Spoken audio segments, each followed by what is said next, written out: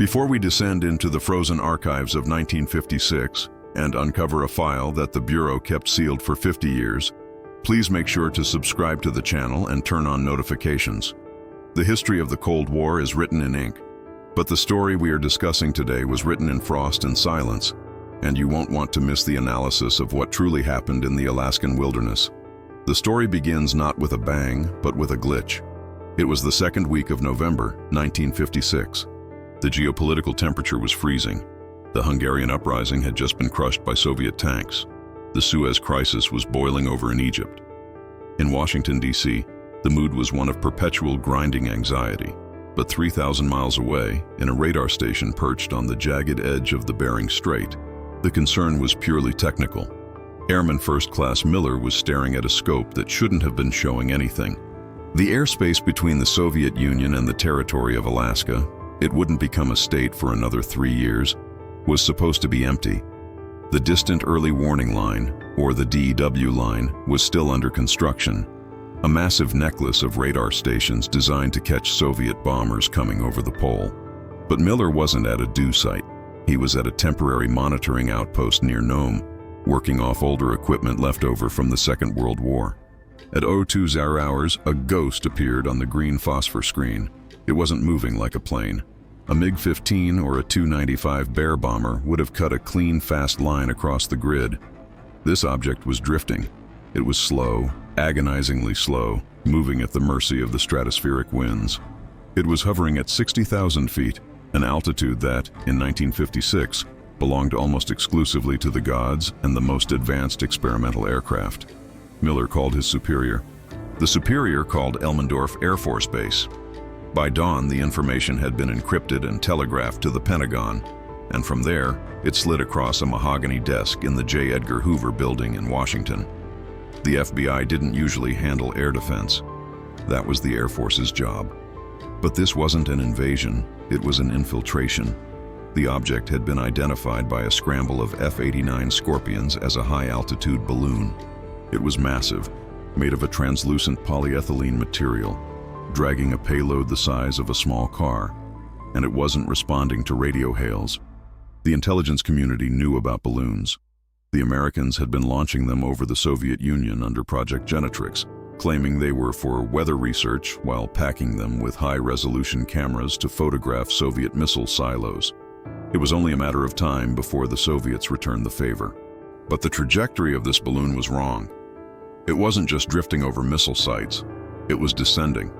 It was coming down in the Brooks Range, one of the most inhospitable, remote, and savage landscapes on the face of the earth.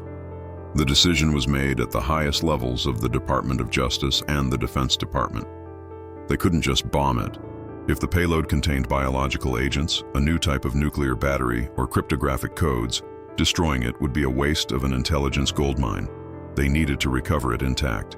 And they needed to do it before the Soviets realized it had gone down and sent their own recovery teams, or before the mechanism self-destructed.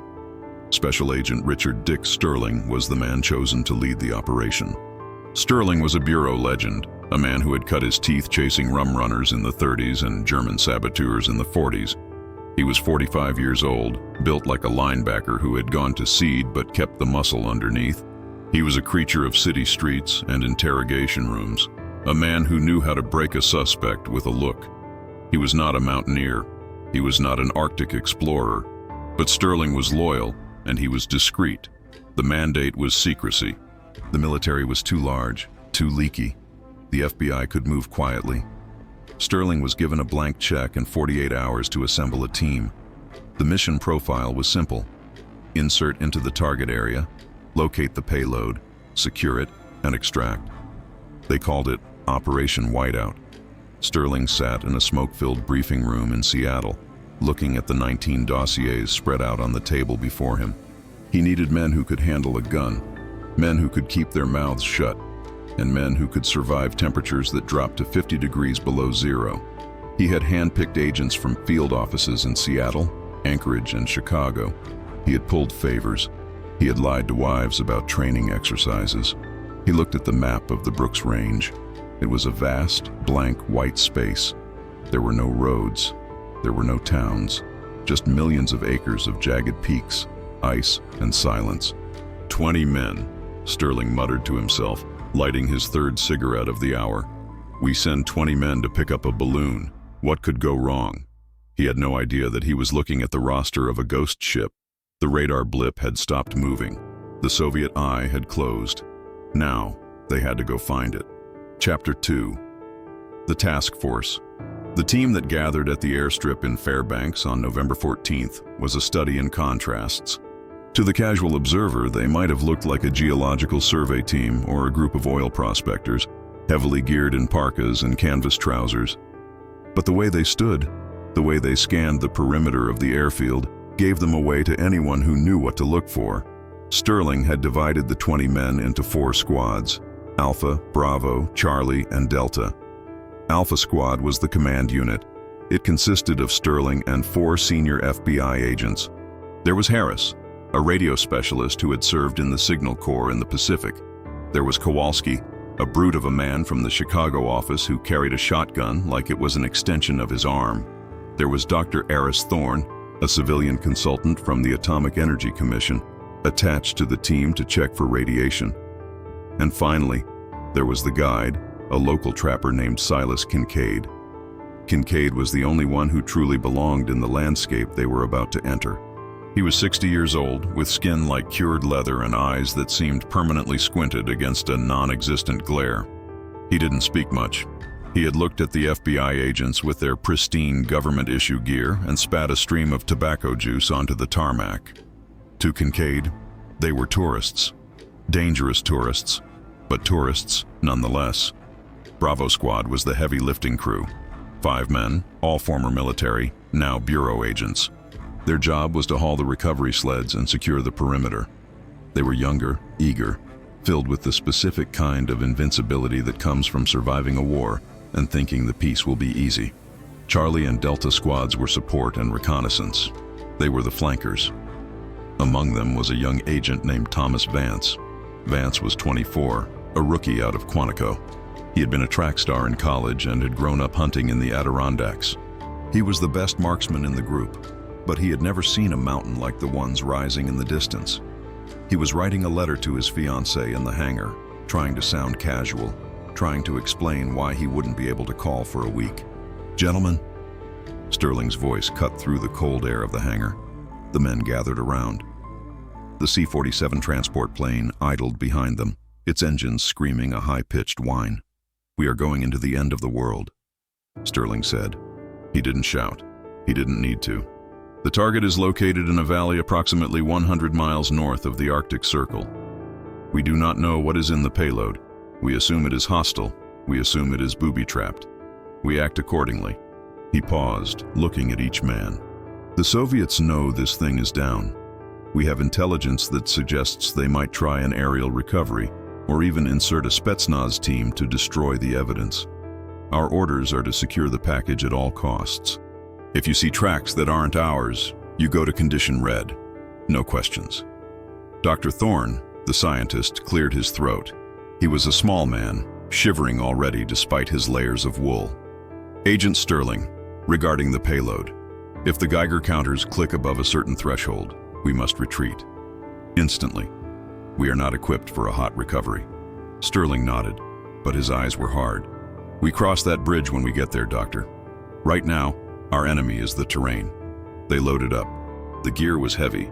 They had snowshoes, crampons, M1 Garand rifles, Thompson submachine guns for close quarters, and enough rations for 10 days.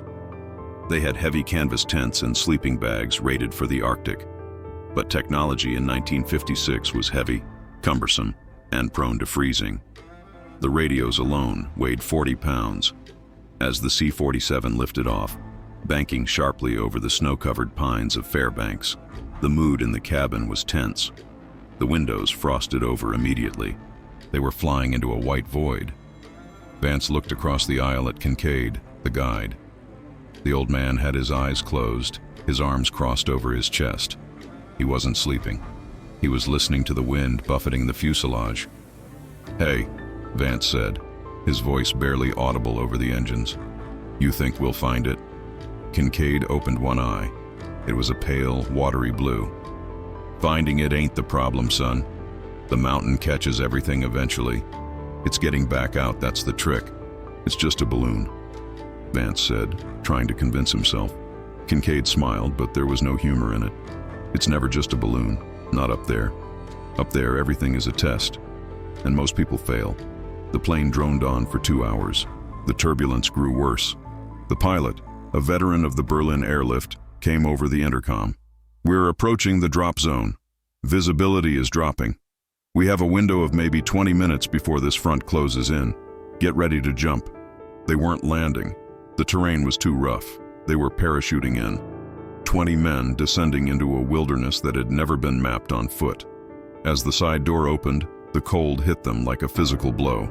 It was a solid wall of freezing air, rushing in at 120 miles an hour. Below, through the swirling clouds, Vance caught a glimpse of the Brooks Range. It looked like the teeth of a saw, sharp, black rock jutting out of an endless ocean of white. Go! Go! Go! The jumpmaster screamed. One by one, they stepped into the void. Operation Whiteout had begun. Chapter 3. The Silence of the Valley. The drop was chaos. The wind shear scattered the stick of jumpers over a 3-mile radius. Vance hit the ground hard, tumbling through deep powder snow that felt more like concrete when he struck a hidden rock. His parachute dragged him for 50 yards before he could pop the release buckles. He lay there for a moment, gasping for air. The cold was shocking. It instantly froze the moisture in his nose. He sat up, checking his limbs. Nothing broken. He grabbed his rifle, cleared the snow from the breach, and looked around. Silence. Absolute, crushing silence. There was no sound of engines, no birds, no wind. Just the ringing in his ears. He was alone in a valley of white and gray. "Sound off!" he yelled, but the snow swallowed his voice. He checked his compass. He checked the rendezvous point marked on his map. He began to trudge through the waist-deep snow.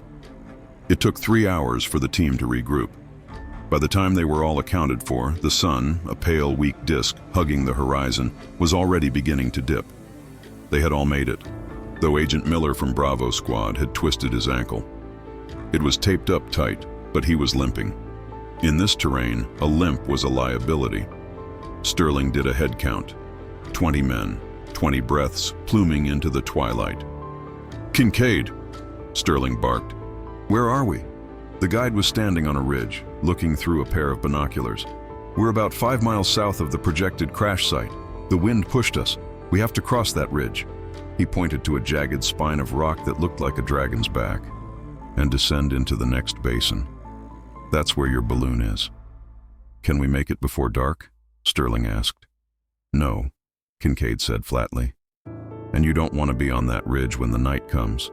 The wind up there will peel the skin off your face. We camp here. We dig in." Sterling didn't like it. Every hour they waited was an hour the Soviets could use.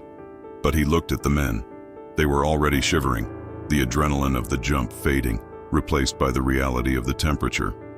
It was 30 below zero and dropping. They set up camp. It was a military precision operation. Snow was cleared, tents were pitched, stoves were hissed to life. They melted snow for water. They ate K rations that tasted like cardboard and sawdust, but the warmth of the food was a luxury. In the command tent, Sterling, Kincaid, and the squad leaders huddled around the map. The beacon signal from the payload was intermittent before we left. Harris, the radio man, said. He was tweaking the dials of the heavy field radio, listening to the static. "I'm getting nothing now. The mountains are blocking everything." "Maybe the battery died," Kowalski suggested. "Or maybe someone turned it off," Sterling said darker. Dr. Thorne was staring at his Geiger counter. It was clicking rhythmically. Just background radiation, nothing to worry about. Yet. "Agent Sterling, if that balloon came down hard, the containment vessel for the camera lenses, often pressurized, could have ruptured. We need to approach with masks." "Noted," Sterling said. Outside the tent, the darkness had become total. The aurora borealis began to flicker overhead, great curtains of green and violet dancing across the stars. It was beautiful, but to the men on the ground, it felt alien. Vance was on the first watch. He stood at the perimeter of the camp, his rifle cradled in his arms. He stomped his feet to keep the blood moving. He looked out into the blackness. He felt like he was being watched. It was a cliché, he knew. Every rookie on guard duty felt like they were being watched. But this was different. It wasn't the feeling of an animal watching, a wolf or a bear. It felt intelligent. It felt calculating. He raised his binoculars, scanning the ridge line Kincaid had pointed out. The green glow of the aurora cast strange shadows on the snow. Then he saw it. A flash. Just a tiny pinpoint of light, high up on the ridge, miles away. It blinked once, twice, then vanished. Vance froze. He blinked, thinking it was a trick of the eye. He waited. 5 minutes passed. Nothing. He keyed his walkie-talkie. "Command, this is Vance on perimeter. I have a visual anomaly. Sector north-northeast, ridgeline." Sterling's voice crackled back. "Define anomaly, Vance." "A light, sir. Artificial. 2 flashes." There was a pause. "Hold position. I'm coming out." Sterling and Kincaid emerged from the command tent. Kincaid raised his own glass. He stared at the spot for a long time. "Could be a reflection," Sterling suggested. "Ice catching the moonlight." "No moon tonight," Kincaid grunted. "And ice doesn't blink in code." "Code?" Sterling asked. 2 flashes, Kincaid said. "That's a scout signal, old school. If that was a reflection, it would be steady. Someone is up there, and they know we're here." Sterling turned to the camp. "Douse the fires. Everyone gear up. Condition red." The camp went black. 20 men lay in the snow, rifles pointed at the ridge, waiting for an enemy they couldn't see. The wind began to pick up, a low howl that sounded like a woman crying. They lay there for hours. No attack came. No more lights appeared. But the psychological seed had been planted. They weren't alone. As dawn broke, gray and bleak, the mood had shifted. They were no longer a recovery team. They were a hunting party, and they were also the prey. "We move out," Sterling ordered. "Double time. We get to that ridge, we secure the high ground, and we find out who the hell is signaling in the middle of nowhere." They left the tents standing to save weight. They moved light and fast, but as they began the ascent up the ridge, the weather turned. The sky, which had been clear, suddenly curdled into a thick, bruising purple. "Storm coming," Kincaid yelled over the wind. "A big one." "We keep going," Sterling yelled back. "We can't get caught in the open." They were 20 men climbing a wall of ice. By the time they reached the crest of the ridge, the visibility was 0. The whiteout had begun, and in the blinding snow, the counting began to go wrong. Chapter 4. The Severed Rope. The ridge was a nightmare. The wind screamed over the jagged rocks at 60 miles an hour, driving ice crystals into every exposed patch of skin. Goggles frosted over instantly. The men had roped themselves together in teams of 5 to prevent anyone from wandering off a cliff edge in the blinding white haze. Sterling was at the front of the Alpha line, Kincaid just ahead of him, probing the ground with a long pole to check for cornices. Shelves of snow hanging over open air that would collapse under a man's weight. "Keep the line tight," Sterling roared, though he couldn't even hear his own voice. He tugged on the rope tied to his waist, feeling the resistance of Harris behind him. They were moving blindly toward the coordinates of the crash site. The plan had been to use visual landmarks, but the storm had erased the world. They were navigating by compass alone, a dangerous game in the Arctic where magnetic north could be fickle. Radio communication between the 4 squads was impossible.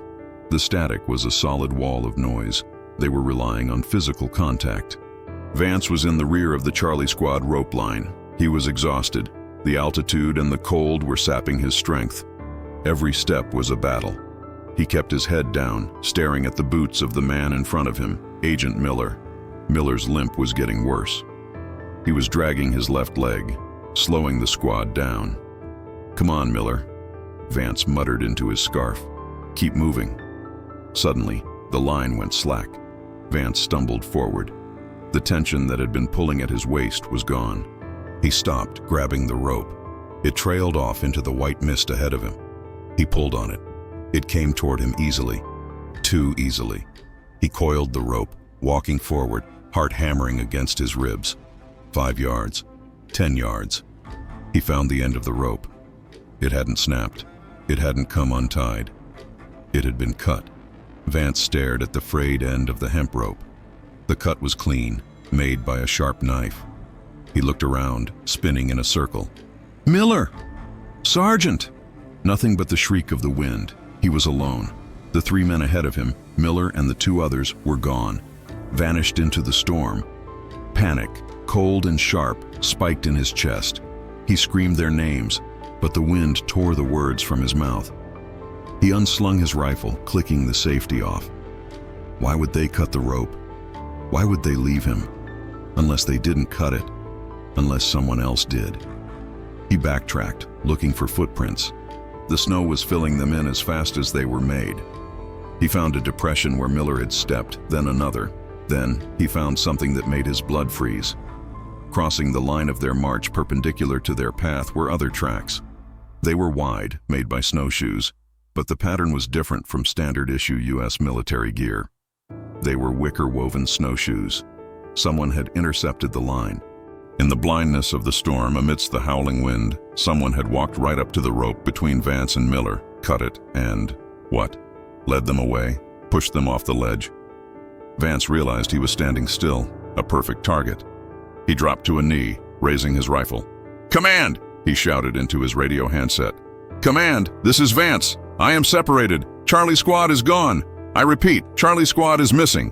Static. Then, a burst of voice, distorted and faint. "Sterling!" "Hold. Ambush. Sector 4. The transmission cut out. Vance was isolated. He had 2 choices: stay here and freeze, or push forward and try to find the rest of the team. He checked his compass. He knew the general bearing Sterling had set. He stood up, fighting the urge to run. Running meant sweating. Sweating meant freezing.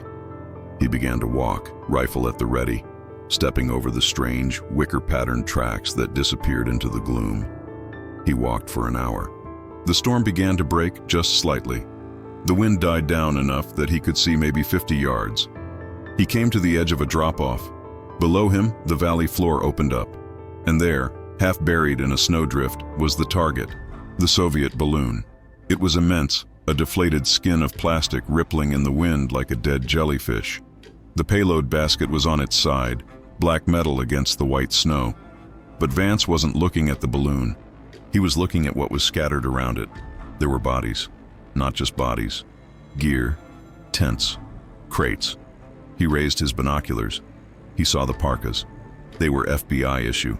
He saw Bravo Squad, or what was left of them. They were lying in a defensive circle around the payload. They hadn't frozen to death. They had been engaged. The snow around them was disturbed, churned up by a violent struggle. Vance scanned the perimeter. No movement. He began to descend the slope, sliding on the loose scree. He had to know. He reached the first body. It was Agent Reynolds from Bravo. He was lying on his back, eyes staring up at the gray sky. His rifle was gone. Vance checked for a pulse, knowing there wouldn't be one. Reynolds was cold as stone, but there were no bullet holes, no knife wounds. Vance looked closer. Reynolds' face was twisted in a rictus of sheer terror. His skin was pale, unmarked. Vance moved to the next man. Same thing. No wounds, just dead, frozen in a moment of absolute panic. There were 5 men in Bravo Squad. Vance counted 5 bodies. Then he looked at the snow again. There were no other footprints leading away, just the tracks of the squad coming in, and then the churned earth of the struggle, but no enemy tracks leaving the scene. It was as if they had fought the air itself, and the air had won.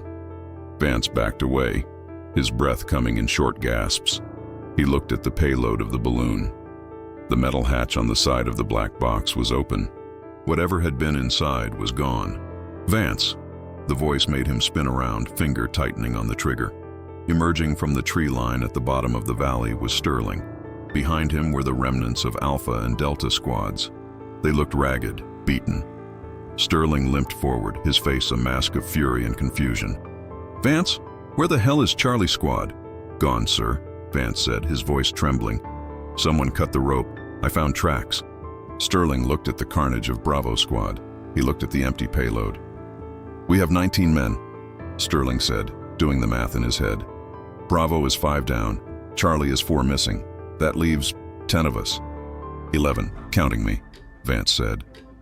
10, Sterling corrected. Kincaid is gone. The guide disappeared off the point, Sterling said grimly. Just like your squad. 1 minute he was there, the next, nothing. Sterling walked over to the payload. He ran his gloved hand over the open hatch. He looked inside. Empty, Sterling whispered. The Soviets beat us to it. Sir, Dr. Thorne called out. The scientist was standing over the body of Reynolds. He had his Geiger counter out. Sir, you need to see this. Is it radiation? Sterling asked. No, Thorne said. He was pale. It's the temperature. Look at the thermometer on Reynolds' jacket zipper. Sterling knelt down. He looked at the small gauge. It's broken, Sterling said.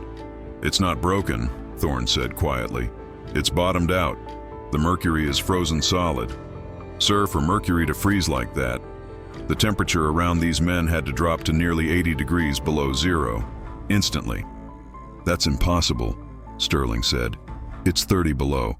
Cold, but not that cold. It is impossible naturally, Thorne agreed. But look at their faces. They didn't freeze over hours. They flash froze. Their corneas are shattered.